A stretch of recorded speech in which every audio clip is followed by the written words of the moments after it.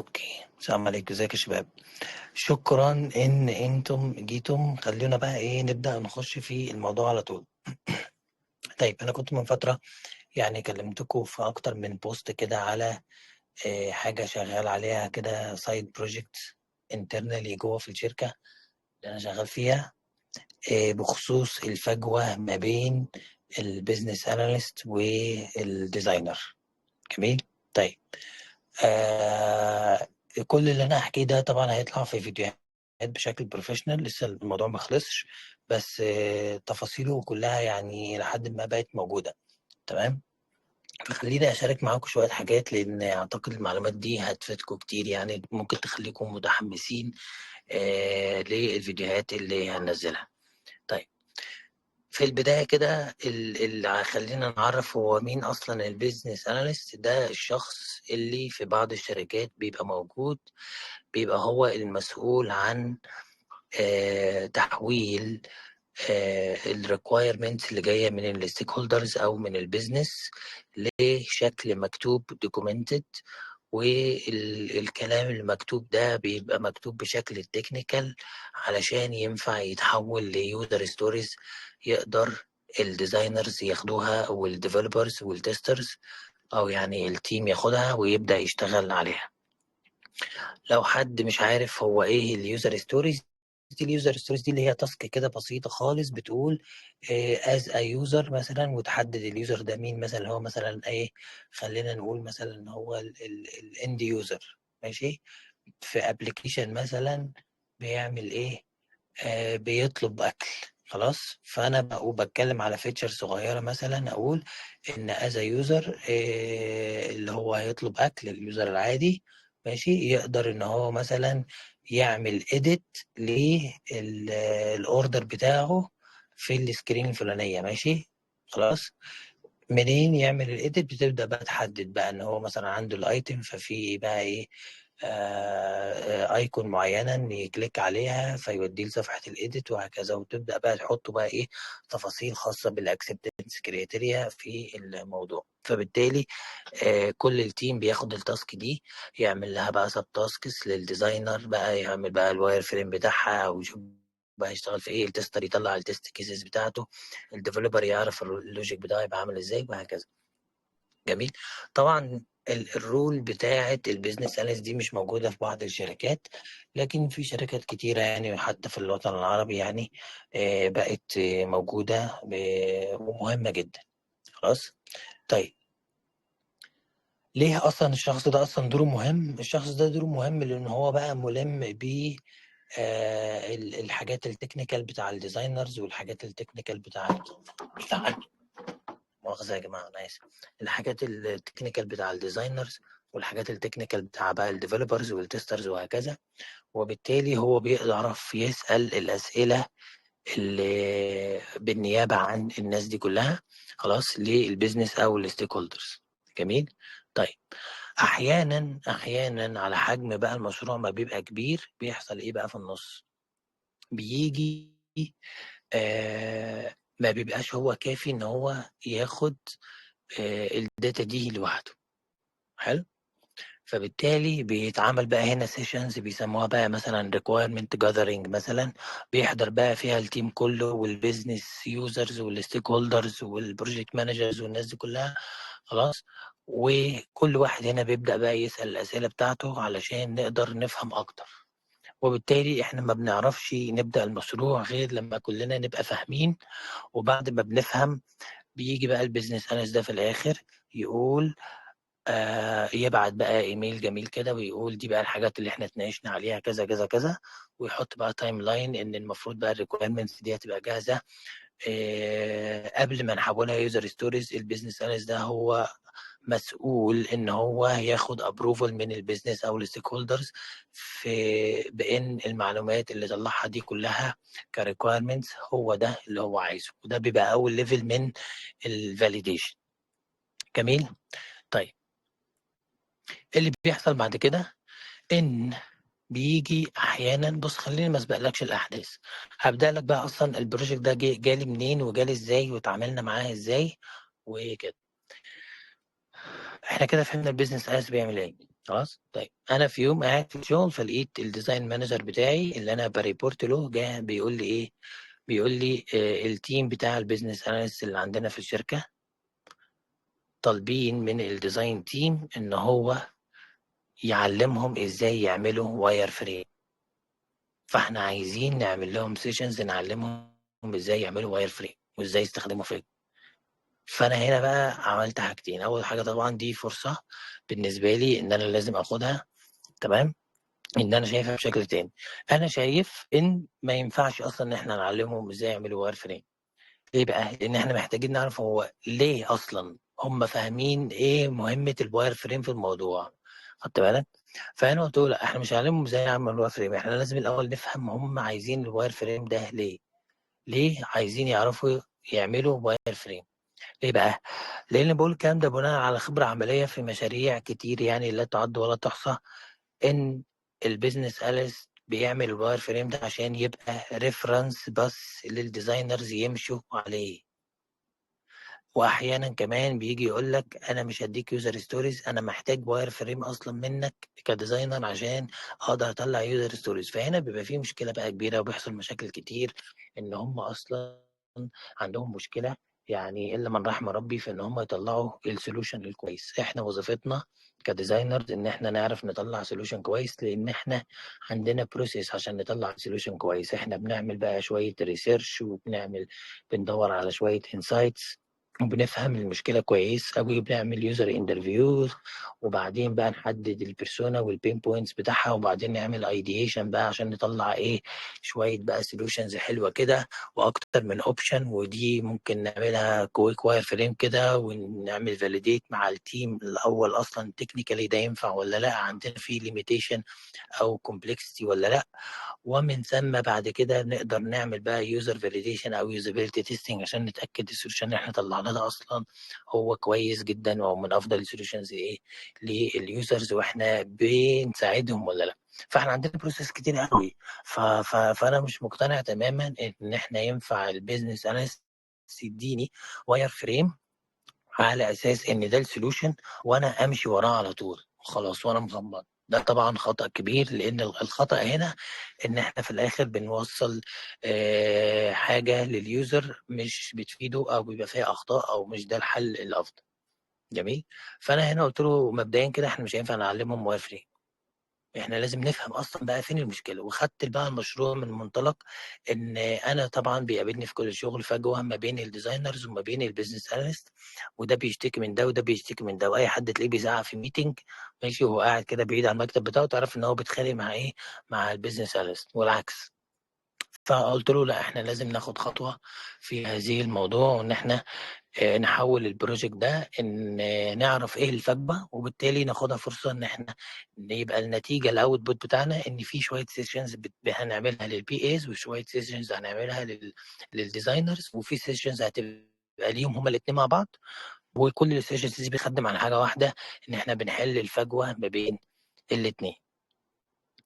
هو اقتنع، دخلنا في group chat قعدنا نتكلم ما بين بقى إيه كل الناس دي اللي هُم المسؤولين بقى إيه الleaders بقى بتوع الbusiness analyst والحاجات دي.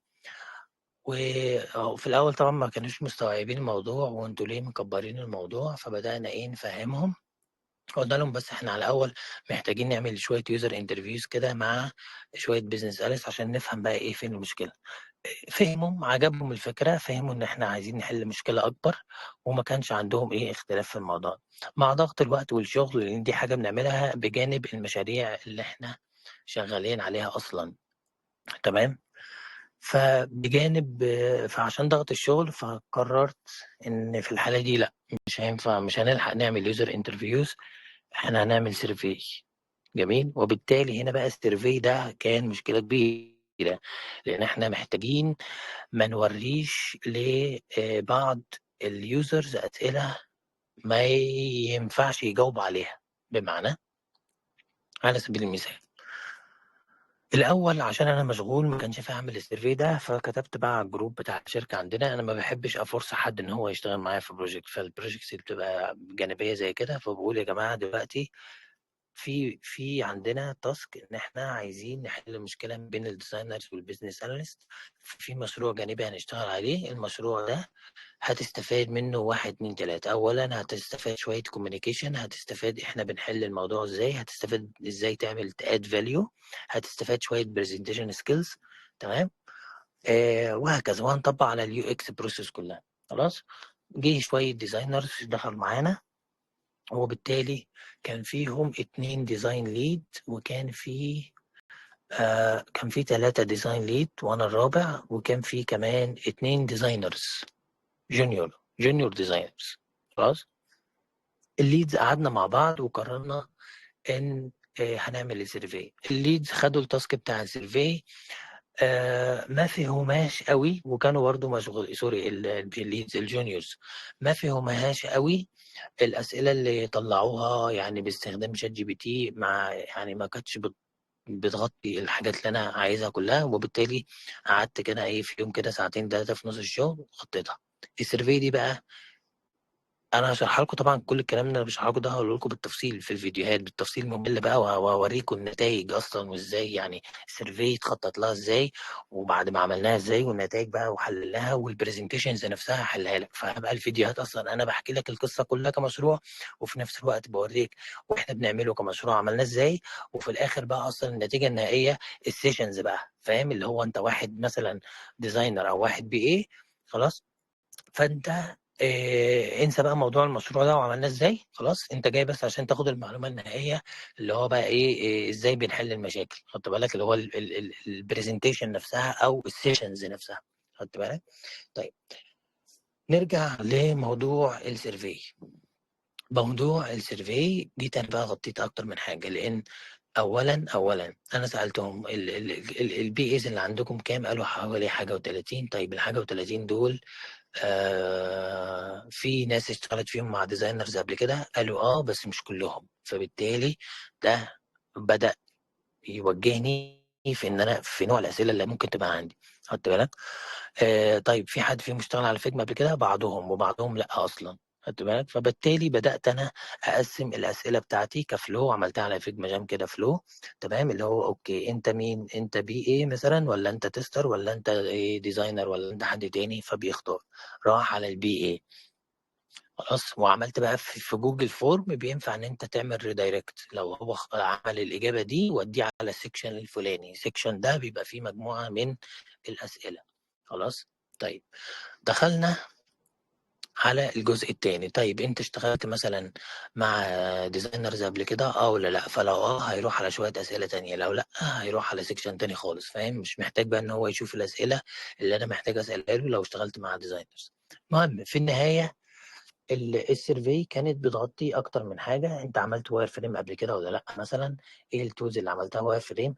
ليه انت اصلا بتعمل واير فريم؟ وهنا دي بقى طلع فيها داتا يعني انا ما كنتش اتوقعها، او يعني ما صح ما كنتش فاهم وجهه نظرهم بشكل كويس. خدت بالك؟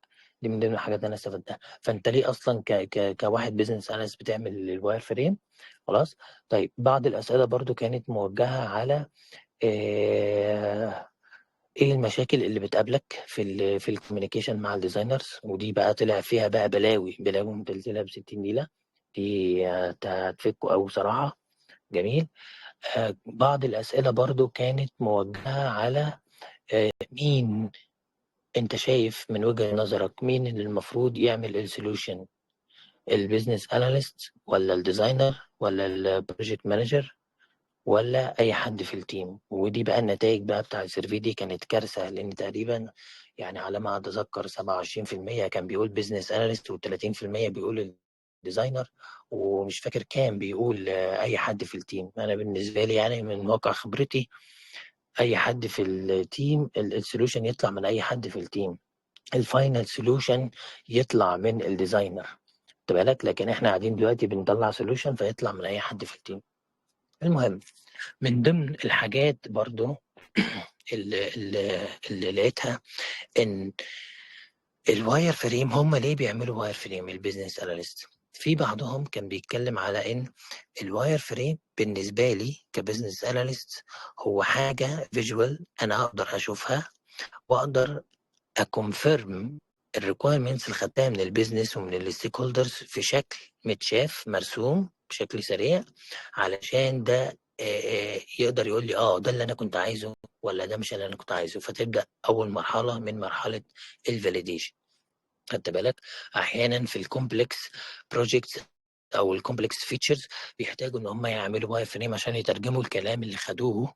ماشي، لو هو صعب ان هو يتشرح بس بكلام مكتوب ويبقى بقى مثلا 3 4 5 صفحات عشان بتشرح الفيتشر وكل حاجه، وهو بقى محتاج يقرا كل الكلام ده كستيك هولدر او كبزنس علشان يقول لك لا دي غلط لا دي صح. فاحيانا بيترجموا الكلام ده في شكل واير فريم عشان خاطر يعملوا له فاليديشن مع الستيك هولدرز.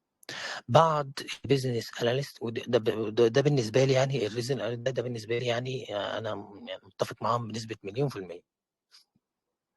بعض البيزنس اناليست قالوا احنا بنعمل واير فريم علشان خاطر نسهل على التيم انه يفهم الريكويرمنتس اللي احنا حطيناها له في اليوزر ستوري. وهنا بتبقى فيها حته كويسه وفيها حته مش كويسه.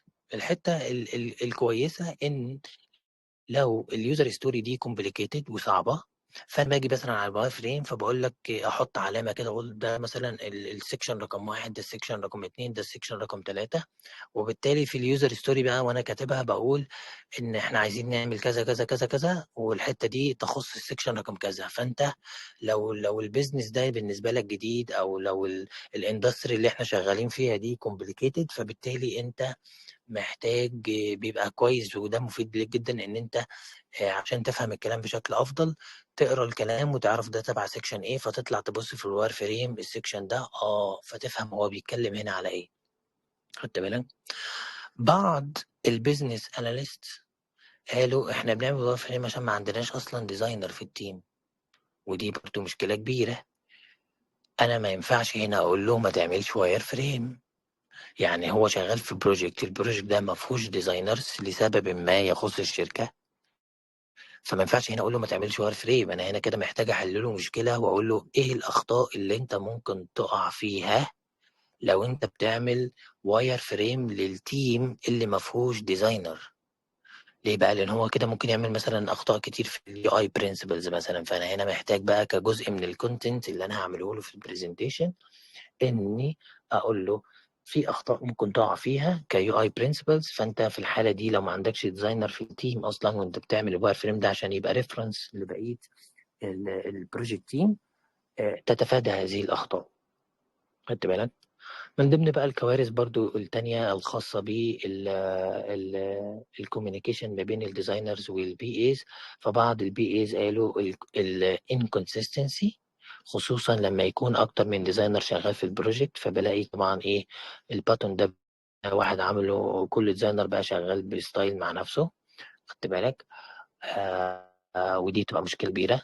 في بعض البي ايز قالوا لا انا اصلا عندي مشكله ان لما بيبقى في تعديلات في الديزاين الديزاينر بيعملها في سكرينز وما بيعملهاش في سكرينز تانية. طبعا الحاجات دي بتتحل بالديزاين سيستم، حتى لو انت شغال على ديزاين سيستم كبير وبتضطر ان انت تعمل اوفر رايت على حاجات. فهنا برضو بيحصل اخطاء ويبقى في انكونسيستنسي عشان كل ديزاينر بيعمل اوفر رايت بشكل تاني. خدت بالك؟ او اختار كومبوننت تاني او فاريانت تاني. فبالتالي هنا الديزاينرز من ضمن السولوشنز بقى اللي انا هشرحها لكم بالتفصيل ان هو ممكن يعمل لوكال كومبوننتس تانية، بياخد الكومبوننتس الجامد زي السيستم يعمل لها لوكال كومبوننتس تانية بشكل اكبر شويه، مش اللي هي الاتومز كومبوننت. خدت بالك؟ وفي هذه الحاله بيحل بقى ايه مشكله ان احنا كتيم ديزاينر شغالين في بروجكت واحد، كل واحد شغال في فيتشرز مختلفه او في صفحه مختلفه، فما يبقاش عندنا انكونسيستنسي. خدت بالك؟ مشاكل كتير طبعا خاصه بالديليفربلز وان الديو ديت الديزاينرز بيتاخروا. وهنا بقى دي تحل دي تيجي لها بقى في مشكله ايه بقى؟ ان انت لازم كديزاينر مسؤول ان انت تعرف التيم البروسيس اللي انت بتمشي عليها. لازم هو فاهم البروسيس اللي انت بتمشي عليها. انا بعمل برين ستورمنج سيشنز مع التيم بتاعي، بعمل بعد كده واير فريم، بفاليديت الواير فريم ده مع الديزاين ليد بتاعي، بعد كده باجي لكم انتوا بقى كتيم نعمل فاليديت الاول. خدت بالك؟ فكل ده بياخد عندي ايه؟ وقت. فهو ما ينفعش ان هو بس تبقى انت بتاخد مثلا فيدباك وحش ان انت بتتاخر في الشغل، وانت مشكلتك مش ان انت بتتاخر في الشغل، انت مشكلتك ان انت مش مفهمهم بالبروسيس بتاعتك. خدت بالك؟ بعض الديزاينرز برضو بيخطئوا خطأ كبير، ان لما اي حد يقول لهم عايزين تخلص الحاجات دي مثلا على يوم الخميس، على يوم الجمعة، مش عارف ايه، فهو في هذه الحالة ما بيعرفش يقول لا، او ما بيعرفش يقول بص انا مش عارف ممكن تخلص ولا لا، انا اتوقع انها ما تخلصش بس خليني ارجع واشوف واقول لك. او بيتكسف ان هو يقول إيه بص ممكن تخلص بس خليني ارجع للديزاين ليد بتاعي او المانجر بتاعي واقول لك. في بعض الديزاينرز بيتكسفوا يقولوا كده عشان هم مفكرين ان لو قال كده يبقى هو غلط، يبقى هو وحش، يبقى هو ديزاينر وحش. وده خطأ كبير جدا جدا جدا. وانا عندي ناس في التيم بيشتغلوا اوفر تايم وبيشتغلوا بالليل عشان خاطر هو مكسوف يقول كده. وانا فهمت مثلا مليون مره ما تعملش كده، ما تعملش كده، لحد ما وصلنا لمرحله ان انت لو اشتغلت اوفر تايم انت هتاخد بقى كده وورنينج ليتر. لان انت مش، انت هنا لازم تفهم ان احنا بنساعدك، انت مش عايز تساعد نفسك. خد بالك؟ وهنا بقى يعني بصراحه الانسايتس اللي طلعنا بيها من المشاكل اللي البي ايز شايفينها في الديزاينرز كتير. مشاكل مثلا على سبيل المثال، البي ايز ما بيعرفش فين الليتست فيرجن، فين الابديت، فين اخر تعديل. الديزاينر مش مقسم له الفيجما فايل، مش مقسمه، مش عامل السكشنز مثلا ريدي فور ديف او ريدي فور ريفيو. بيتوه بقى في وسط السكرينز والدرافتس اللي بالهبل اللي الديزاينر بيعملها عشان في الاخر يطلع بسكرين يوريها للتيم، ومش عارف يروح ينافيجيت من هنا لفين. فهنا بقى في سولوشنز كتير بتيجي بقى في النص. يعني هقول لكم برضو على بعض الحاجات فيها، طبعا انا شرحها بالتفصيل في فيديوهات. على سبيل المثال مثلا ان انت تقسم الفيجما بيجز بتاعتك مثلا بالسبرنت او بالفيتشر او بالبيج وهكذا. مشاكل تانية برضو ان الديزاينر ما بيعرفش البي اي ازاي يستخدم البروتوتايب لينك، وازاي ينافيجيت ما بين فيجما بيجز او ما بين مثلا البروتوتايب فلوز. وهنا ده دورك انت كديزاينر، ان انت لازم تتاكد ان هم عارفين ينافيجيتوا، وانت لازم تعمل لهم هاند اوف سيشن. يا جماعه دلوقتي احنا ده الستايل اللي ماشيين بيه، وانت ما بديك اللينك كذا انت بتخش هنا تعمل كذا، بتعمل كذا، تعمل كذا. هل ده مناسب ليك ولا شايف ان هو صعب وهكذا؟ هل الاحسن ان انا احط لك ابديتس واحط لك مثلا سكرين شوتس في التيكت بتاعنا مثلا، او احط لك لينك للفيجما بيج بس دايركتلي؟ هل الافضل ان انا اعمل لك كومنت؟ في بعض البي ايز ما يعرفوش ان احنا ممكن نعمل كومنتس لبعض على فيجما ونعمل لهم منشن وهكذا وهكذا. ف من أهم الحاجات اللي لازم الديزاينر يعملها في البروجكت بتاعه إن هو يقدر يفهم ويتفق مع التيم اللي بيقدر يفتح فيجما ويستخدمه. على سبيل المثال البي ايز، احنا لازم نتفق على سيستم ماشيين عليه. انا لازم اكون متاكد مليون في الميه ان انت فاهم انا مقسم الصفحات دي ازاي ومقسمها ليك. انا مش بس بقسمها ليا وانظمها ليا، الفيجما فايل ده مش بتاعنا احنا بس، بتاع كل التيم. فلازم تكونوا متفقين على سيستم، احنا هنقسم الصفحات دي على حسب السبرنت ولا على حسب الفيتشر ولا على حسب ايه. لازم اكون متفقين على سيستم انت تعرف في اخر ابديتس فين، وهكذا وهكذا وهكذا. خدت بالك؟ طيب، وبالتالي بعتنا السيرفي طبعا وخدنا منها بقى كل الداتا دي. بعد ما خدنا الداتا دي بقى قعدنا بقى ايه نحللها، نشوف بقى الكلام ده هيطلع فين. لقينا طبعا البي ايز عندهم مشاكل كبيره جدا جدا، ان هم مش فاهمين البروسيس بتاعنا، واصلا مش فاهمين ايه اليو اكس اللي احنا بنعمله ده اصلا من الاساس. وبالتالي في قعدة الليدز كده وصلنا لشوية قرارات. أول قرار إن إحنا هنديلهم سيشنز خاصة باليو إكس، إيه هو اليو إكس أصلا، وإيه لازمته، وليه إحنا بنعمله، وليه هو مهم وهكذا، وإيه دوره في البروجكت وهكذا. ودول تقريبا هيبقوا 2 سيشنز، ودول أنا مش شغال فيهم خالص. ده بقى تيم تاني شغال فيهم، واحد سينيور ديزاينر وديزاين ليد. الجزء بقى التاني اللي أنا خدته اللي هو كان بادئ بقى من حتة الواير فريم ده، لما قعدنا بقى نطلع المشاكل او الانسايتس ونحلل بقى الداتا دي، ولقينا ان هم عندهم مشكله في فهم مين اللي يطلع السولوشن، وعندهم اصلا مشكله ان 3/4 ما اشتغلش مع ديزاينرز، او نصهم ما اشتغلش على واير فريمز قبل كده، والباقي اصلا فاهم فايده الواير فريم غلط. خدت بالك؟ طلعنا بقى الكلام ده لتو سيشنز. اول سيشن خالص دي خاصه بالبي ايز بس، ودي بتركز على ليه السولوشن يطلع من اي حد في التيم. دي اول حاجه. بتركز على كل الكيسز اللي البي ايز يكريت فيها واير فريم وازاي تفيد التيم. بتركز على لو ما عندكش ديزاينر في التيم ومحتاج ان انت تعمل واير فريم عشان يبقى ريفرنس للتيم، ايه المشاكل اللي لازم تتجنبها عشان ما تبوظش بقى حاجات ما تبقاش بتضر اليوزر اكتر ما انت بتفيده. تمام. ماشي. وجزء تاني برضو في البرزنتيشن بنعرفهم ازاي تعمل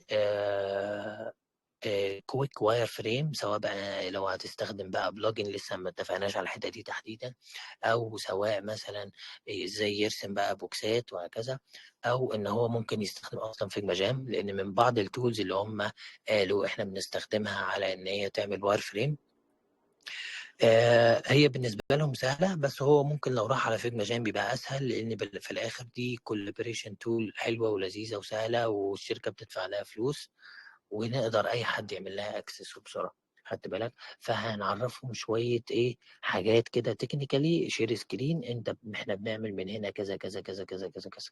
ودي هتبقى اول سيشن. وبالتالي جه هنا دور بقى ايه الجونيور ديزاينرز. شرحنا لهم بقى بعد ما حللنا كل بقى الداتا دي وطلعناها في شكل سلايدز كده ككونتنت بس ككلام. السيشن الاولانيه سوري السلايد الاولانيه محتاجين نتكلم فيها ايه على العنوان ده، حطينا لهم بس عنوان وشويه تيبس اند تريكس كده ايه اللي ممكن يتحط هنا. خلاص. وعيشوا بقى يا جماعه فين بقى يا جونيورز في البرزنتيشن. طلعوا بصراحه شوف تحفه، شفتوا امبارح روعه فوق الروعه. في اخطاء بالهبل، في اخطاء بالهبل، بس بصراحه الستوري اللي بيحكوها وطريقه شرح الكونتنت تحفه تحفه تحفه تحفه. دي اللي انا كنت خدت لكم منها سكرين شوت وبعتها لكم ايه على الفيسبوك وعلى التليجرام. جميل. طيب السيشن بقى التانية اللي طلعناها بقى من الانسايتس اللي خدناها من السيرفي دي ايه بقى؟ دي هتبقى للبي ايز وللديزاينرز. دي بقى خاصه كلها بس بالكوميونيكيشن، بتحل كل المشاكل اللي طلعناها وشايفينها ما بين الديزاينرز وما بين البي اس، كلها خاصه بالكوميونيكيشن.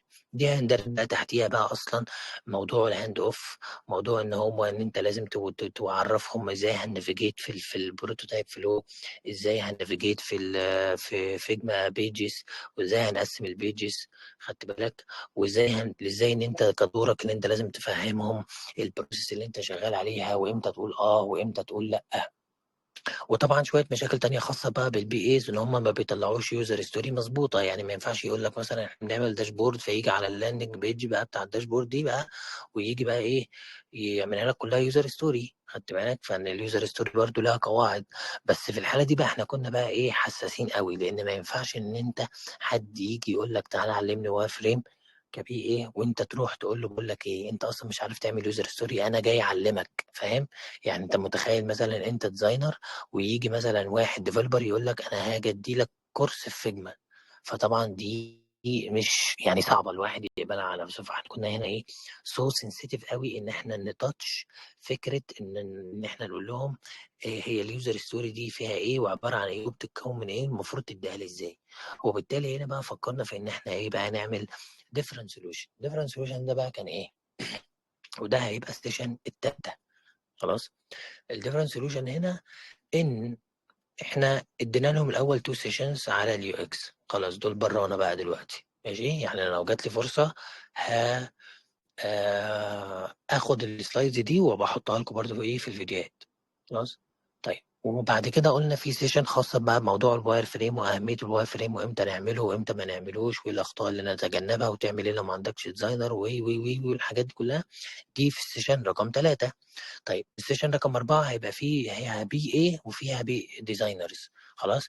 ودول هيبقى السيشن بتركز على الكوميونيكيشن، وبالتالي المعلومات اللي احنا هنقولها لهم هنا بتكون بتحل المشاكل اللي الديزاينرز قالوها والمشاكل اللي البي ايز قالوها. فهمهم، يبقى في الآخر بقى عندنا workshop.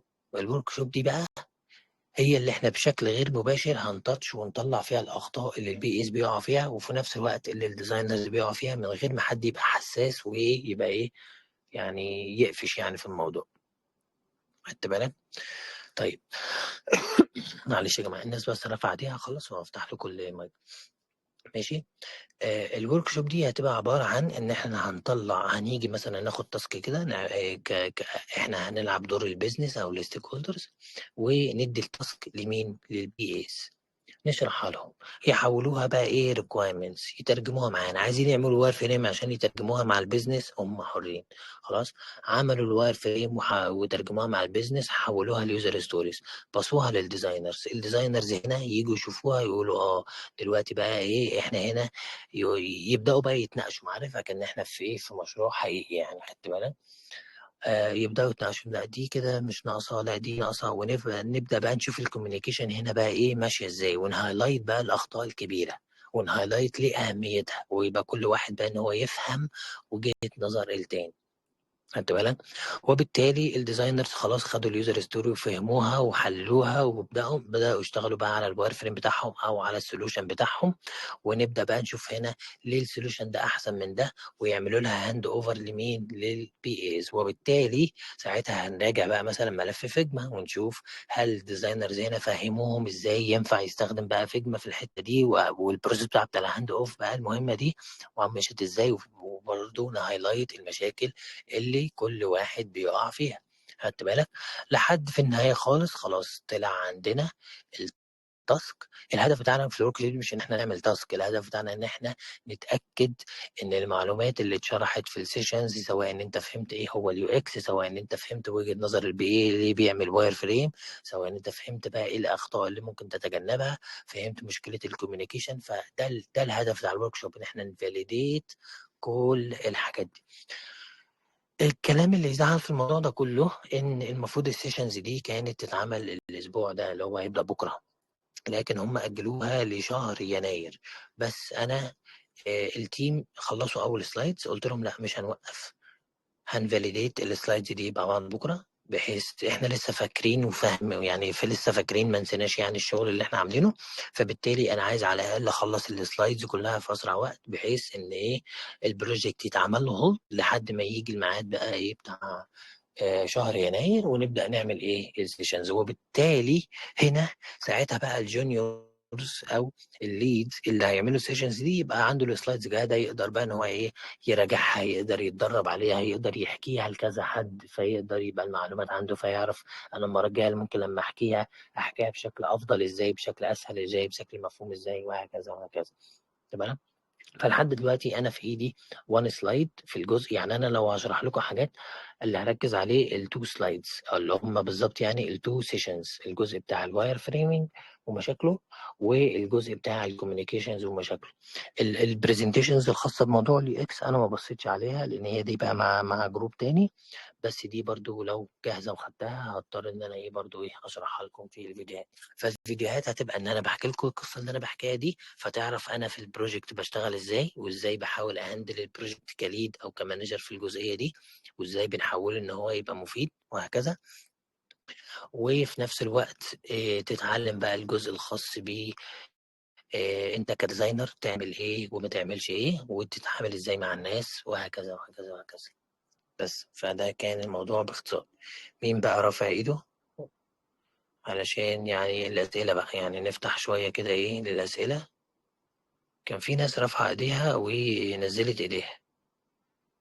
طيب خليني افتح. معرفش مين راج معرفش بقى انت مين، فاقول بقى. اتفضل المايك معاك. حضرتك سامعني؟ اتفضلي.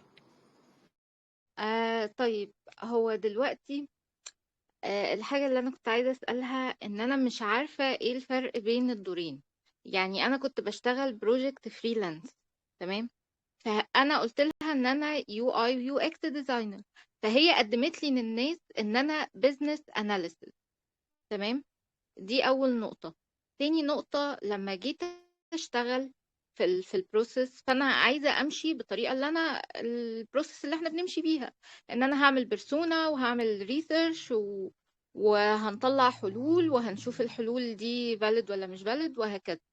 هي طلبت مني ان انا امشي بطريقه البيزنس اناليسز، وان لا ما تعمليش بيرسونا انا مش محتاجاها.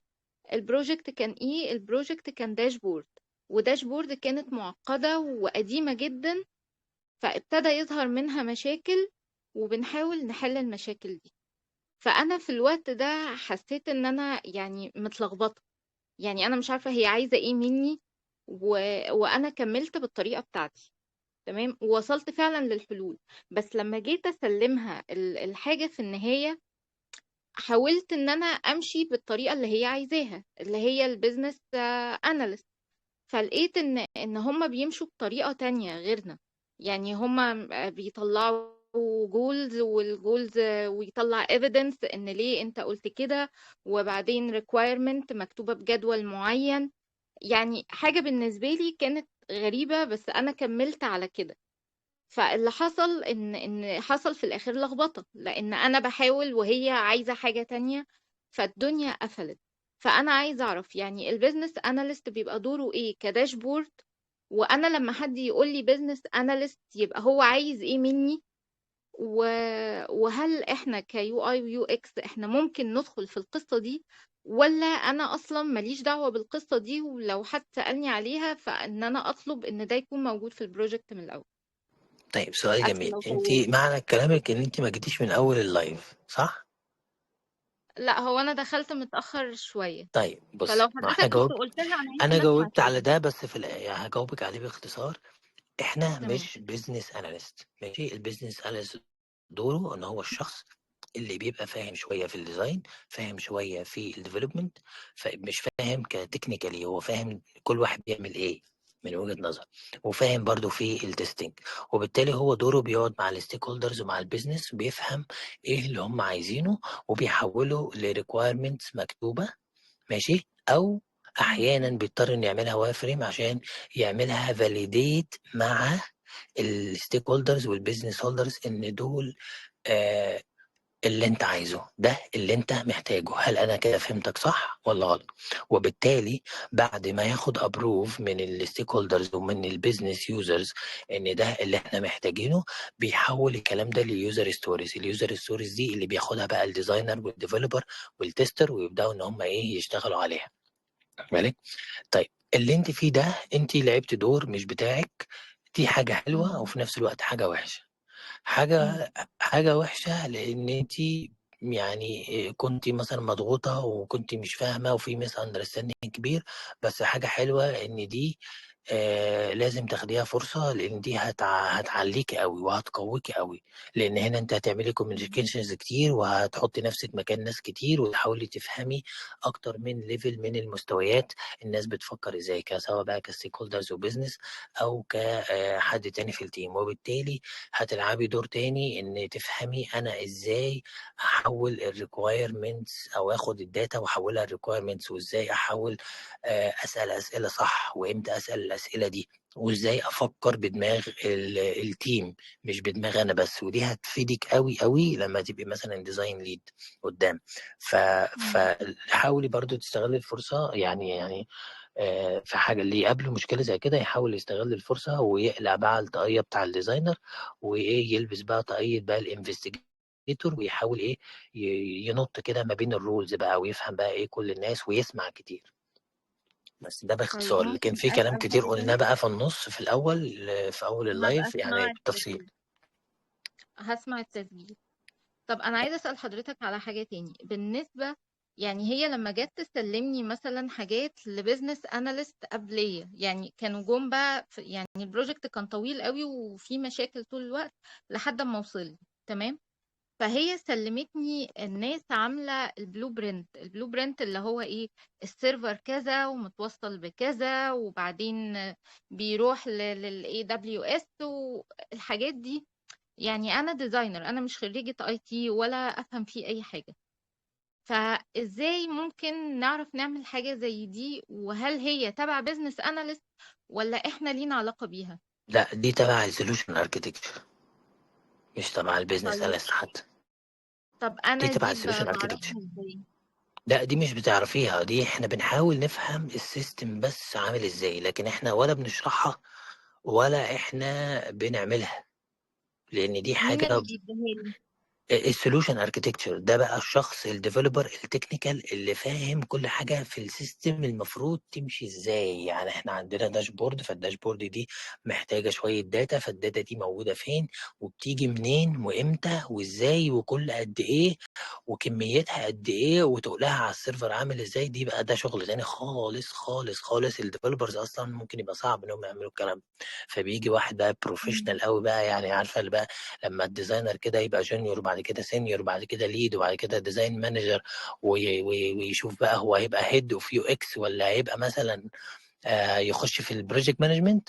ده مم. بالظبط كده في الديفلوبر بيبقى سوليوشن اركتكشر. ده بيبقى زمان كان ديفلوبر وبعد كده بقى فاهم تمام. بقى من كتر ما اتطحن في مشاريع. فدي حاجة احنا ولا بنشرحها ولا احنا بنعملها، احنا كمان ممكن نفهمها طشاش كده. يعني احيانا حاجات بتفيدنا، واخد بالك اللي هو ايه، الداتا دي مم. بتيجي من المكان الفلاني بالشكل الفلاني، الناس دي بتعمل ايه بقى، احنا مالناش دعوه. طيب اه لكن انا كيو اكس انا ماليش دعوة هو متوصل بسيرفر ايه او الداتا دي جاية منين او تقولها قد ايه، صح؟ بشكل مباشر لا، ولا انا ليا بشكل علاقة؟ بشكل مباشر لا، بشكل غير مباشر محتاجين نعرف حاجه زي كده لان دي بتفرق معانا. يعني مثلا انا ما ينفعش مثلا اقول ان الشخص لما يجي يفتح الصف، يعني مثلا هو بيقول دلوقتي ان الداتا دي كتيره والداتا دي مثلا انا بعمل فلتر، الفلتر ده بيسمع في الداشبورد خلاص، فالفلتر مم. ده فيه اوبشنز كتير. فممكن هنا السوليوشن اركتكشر يقول لك ما ينفعش ان انا كل ما تختار حاجه في الفلتر ترفلكت اوتوماتيك. ليه؟ لأن ده مم. هياخد مثلا من 5 ل10 ثواني. فبالتالي هنا أنا ممكن أحط إيه في السيرش في الفلتر في الآخر مثلا أبلاي بutton، فالأبلاي ده هيروح يجيب بقى كل اللي أنا حددته في الفلتر الكبير بقى أو اللي عندي، حاجات زي كده. يعني بتفرق فهمت. معانا بشكل غير مباشر مع حاجات زي كده. طيب نفتح. طيب خلينا نشوف مين. حسناء كانت رافعة ايديها الأول وبعد كده نشوف مصطفى. اتفضلي يا حسناء.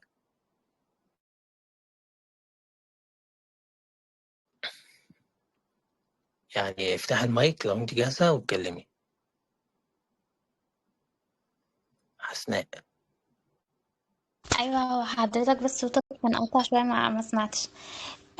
زي حضرتك، انا اوريدي كان انطلب مني السيشن دي، بس كان مع الانتجريشن انجينيرنج تيم. على حسب ما سرشت ان ما بين الفرق ما بين الانتجريشن تيم والبزنس اناليست، ان الانتجريشن انجينيرنج بيبقوا سبيسيفيك اكتر في التكنيكال شويه. بس انا اصلا هما ما كانوش موضحين هما عايزين ايه، غير ان هما عايزين يشوفوا الانترفيس بتاعت فيجما، وان هما يتعلموا ازاي يعملوا واير فريم، وفي نفس الوقت عايزين يعرفوا البرين ستورمينج كونسبت. فانا في نفس الوقت انا ما كنتش عارفه اقدم لهم ايه، ولا انا داخله الميتنج عارفه اقدم ايه غير ان انا اوضح ازاي نعمل واير فريم بس، مش اكتر.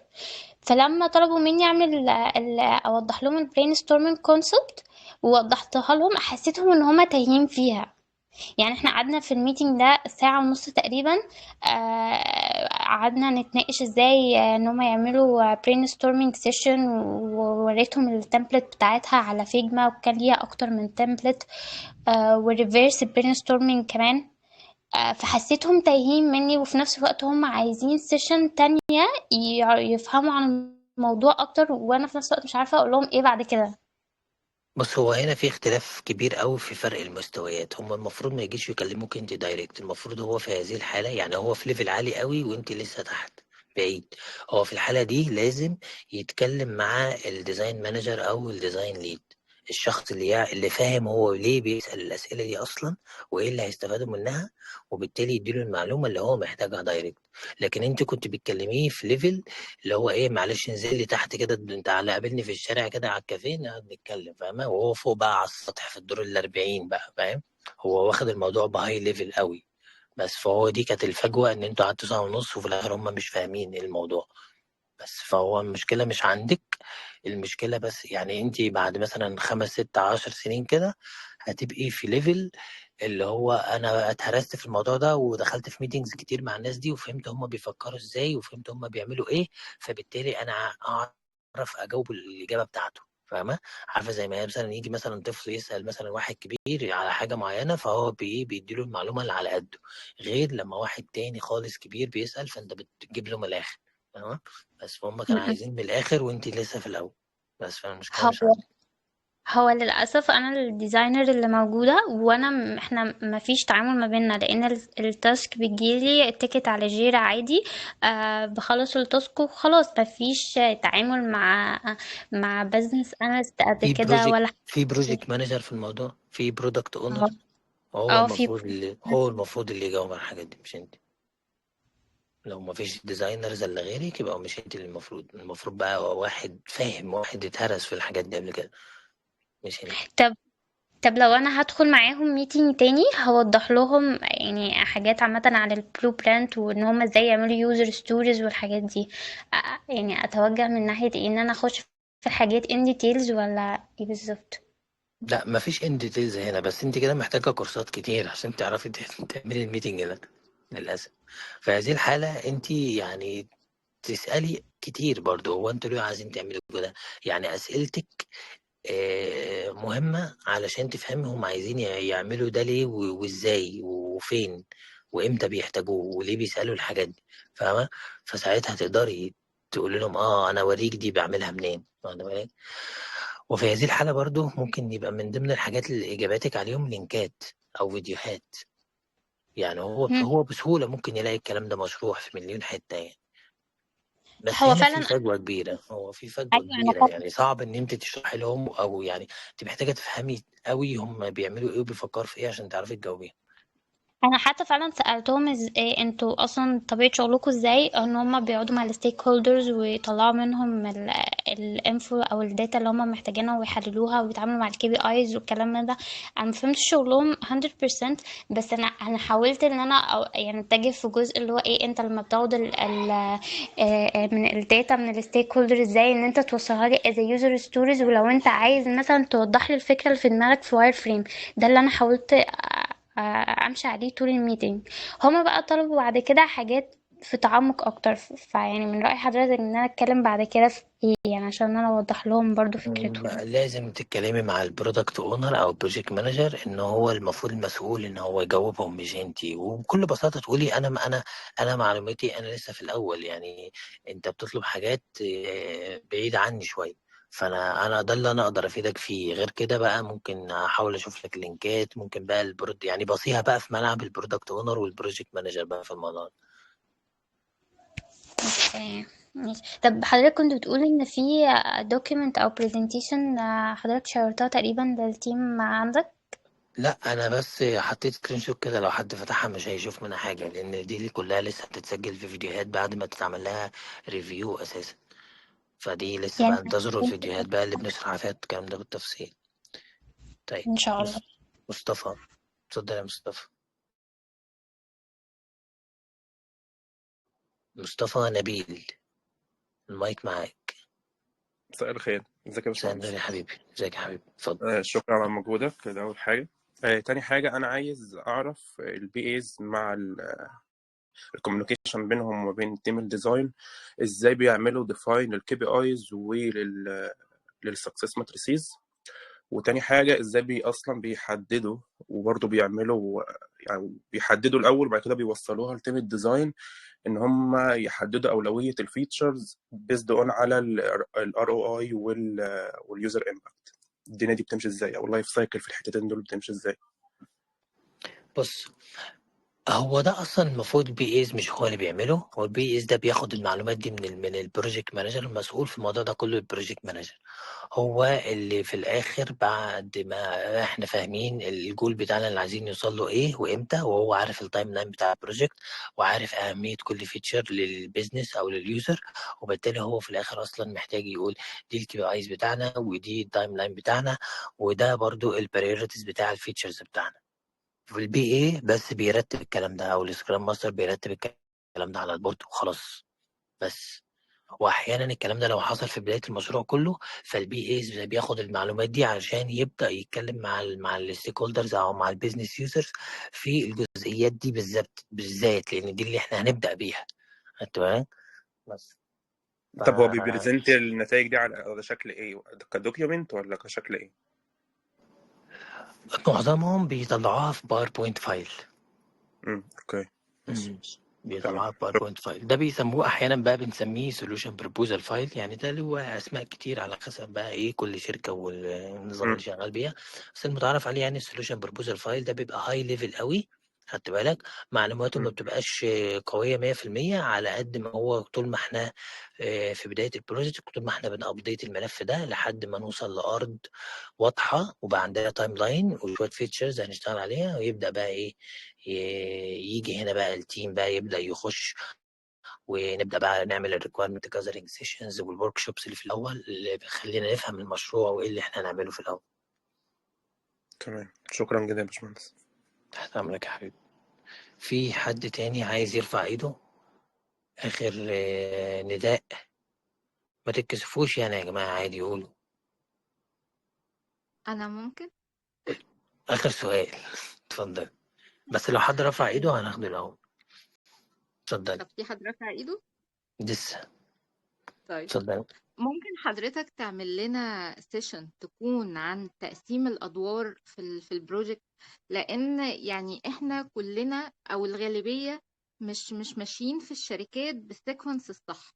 يعني ما فيش يو اكس ليد وتحته سينيورز وتحته جونيورز، هو بيبقى واحد هو اللي ماسك الليله، وساعات بيبقى فيه بروجكت مانجر وساعات لا، ساعات بيبقى فيه بزنس اناليسيس وساعات لا.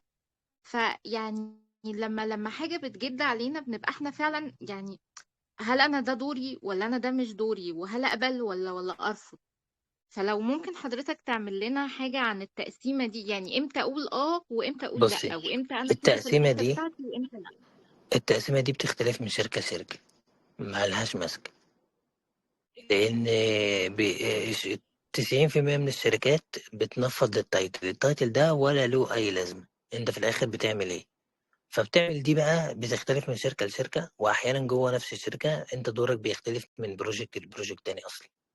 فدي صعبة إن هي أصلا تطلع كده إيه في دي بتطلع بإيه بقى بالطحن في الشغل والمرمطة علشان تفهم. بس الحاجة اللي أنا هنا عايز أقولها إن أنت لو جالك دور مش بتاعك وأنت متأكد مليون في المية إن هو مش بتاعك، عايزك تبص ليه الفايدة اللي أنت هتكتسبها من إن أنت تلعب الدور ده.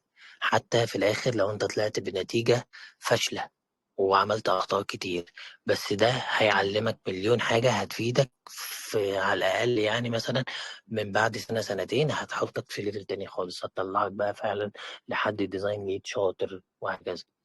بالك؟ طيب غيث كان رافع ايده. غيث معرفش هو نزل ايده ولا لأ. راح فين غيث؟ غيث انت كنت رافع ايدك، انا فتحت لك المايك. سمعنا؟ غيث اتفضل. مساء الخير. مساء النور يا حبيبي. انت غيث صاحبي من سوريا؟ ايوه، ايوه غيث نفسه. انت فين؟ انت اختفيت ازاي؟ والله للاسف خسارة، كنت مشغول والله شوي الفترة الماضية، للاسف ما كان عندي قدرة انضم على كل السيشنز الحلوة. اتفضل يا حبيبي، اهلا بيك، اتفضل. شكرا. شكرا باشمهندس. هو انا سؤالي شوي بعيد عن موضوع الحلقة، هو اقرب للداتا اناليست اذا بتسمح لي. اتفضل يا حبيبي، انا اتمنى ان انا بس اعرف شكرا. اجاوب. أكيد إن شاء الله. هو الشغلة بسيطة شوي، نحن فعليا شركة صغيرة، فللأسف ما عندنا ولا أي نوع من الأناليتكس، والفترة الماضية كلها عم نطلع فيتشرز وعم نحسن بالبرودكتس اللي عندنا، بس للأسف ما عندنا أي داتا نشوف إذا هل فعلا اليوزرز عم بيستفادوا أو شو المشاكل اللي عم يواجهوها. جربت الفترة الماضية استخدم هاتجر وشفت كتير ريكوردز وفادتنا إنه نحسن شوي، بس ما كان كافي، فطلبت من الديفلوبرز يساووا ايفنتس لنراقب شوية شغلات بالويب سايت مثل السيرش والفيتشرز اللي ضفناها جديدة، عدد اليوزرز اللي ضغطوا على بutton معين او سووا هوفر على بانر معين او هيك. فالمشكلة اللي صارت انه احنا صار عندنا الداتا بس ما عم نعرف نطلعها وما في عندنا حاليا حدا. فهل تنصحني انه فوت بهذا الموضوع انه كيف اقدر اطلع الداتا من جوجل اناليتكس، وهل الموضوع بده كتير وقت وصعب يعني بدي هيك بعد شوي عن دورة، ولا لا برأيك يفضل إني فوت فيه وأتعلم بهيدا الموضوع؟ شكرا. بص، الموضوع مش صعب ان انت تطلعه، بس الموضوع بياخد وقت، لان انت محتاج تفهم الداتا دي ايه، ومحتاج التول بقى، سواء اللي انت مستخدمها هوت جار مثلا ولا جوجل اناليتكس. انت محتاج تفهم الاوبشنز او الفيتشرز اللي عندك هنا في جوجل اناليتكس اصلا او في هوت جار ايه، عشان تقدر تطلع منها الداتا. في النهاية انت ممكن تبدا بشويه جولز. انا عايز خدها مثلا سكرين او خدها فلو ستيب باي ستيب كده، وشوف كام يوزر بيجي بدايه الفلو وكام يوزر بيوصل لنهايه الفلو، خدت بالك؟ وبالتالي هتبدا تشوف لا ده في الاخر كان داخل 100 طلع في الاخر 20. طب ال 20 دول بيقفوا فين؟ طب ايه ده لقيت اغلبيه بتاعهم بيقفوا هنا. فانت محتاج اصلا يعني تاخد وقت كبير ان انت تقرا الداتا، ومحتاج وقت برضو ان انت تفهم التولز اللي عندك دي ممكن تساعدك ازاي ان هي تطلع لك الداتا دي في شكل مثلا جراف، في شكل تشارت، في شكل سمري. معظم التولز دلوقتي كانت يعني بتستخدم الاي اي كمان ان تديك ملخص للحاجات دي، وتديك مشاكل وتديك حلول ليها وكذا.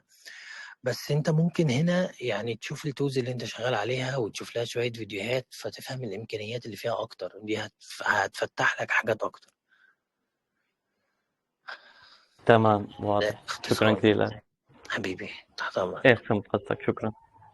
طيب، اخر نداء، اخر نداء، نعد لحد 5. لو محدش رفع ايده يبقى يعني شكرا جدا، يعني ان انتوا لسه موجودين لحد دلوقت.